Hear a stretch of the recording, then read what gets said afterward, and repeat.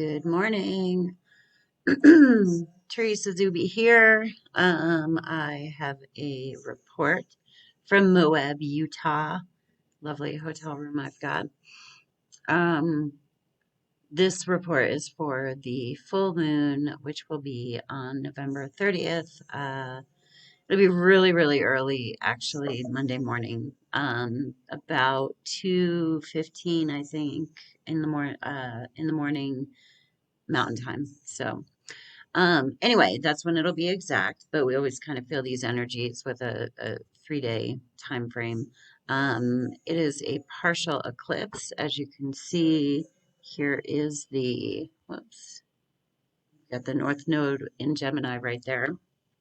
Um, and the eclipse will happen at about, with the moon 8 degrees Gemini and the sun at 8 degrees of Sagittarius.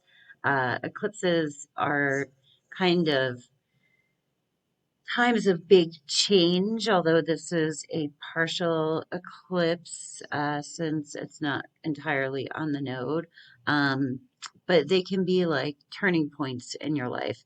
There's information below if you would like a reading to see where this eclipse might be happening in your own personal chart, because they always take places in different houses. But this reading is for the collective.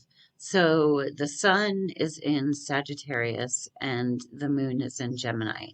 Um, it, it, the way I see this, there's like an emotional pull for us to really have. Gemini is about like facts and research and data. It's about close associations like neighbors, also siblings, um, short distance travel, all of which is kind of interesting because we have been, hunkering down close to home with people who are closely, related to us, and associated with us, which is interesting with the North Node in Gemini. The sun is in Sagittarius right now. So this feels like trying to balance our belief systems and what we believe and integrate and balance that with the support of facts and information. It would also be a good time to make sure that our environment that we are in, our nearby environment, is comfortable and somewhere that we feel loved and supported. We also have this happening actually today.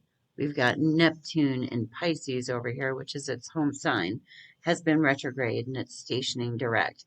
And Pisces or Neptune is squaring this node right here. Whenever there's a north node, the north node is up here. There's always an opposite south node. So the south node is like right about there. I think, I don't know, that I'm not an artist, but um, or a really good drawer, or whatever. So the Neptune is coming into square with those nodes. Now Neptune represents it. They're always flip representations. So it's like collective energies, endings, beginnings, spirituality. It can also be like escapism, confusion, stuff like that. So this squaring of the nodes while this eclipse is going on this can be the beginning of a confusing time. If the way I see full moons is that you want to find a balance, right? So you want to balance out your beliefs, and like your long-term goals and your big visions with the smaller scale of Gemini, but with things that actually support that, like following through with big visions you have by making smaller increments that you actually do. Sometimes Sagittarius can get kind of lost in like a big vision. And then with Neptune squaring that energy, it's as though there can be some confusion. However, with it going direct, there is an energy of like coming out of a fog, you know.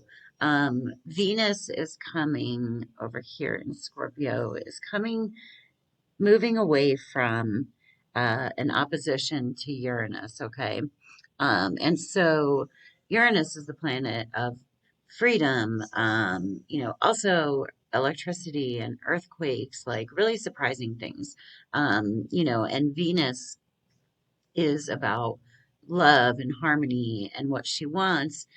She can be kind of volatile. She's in Scorpio right now. So this could mean that this is a time of like maybe surprising things happening in relationships or, some sort of like clash or like culmination, um, or balance or imbalance of wanting freedom and love and harmony and stuff like that.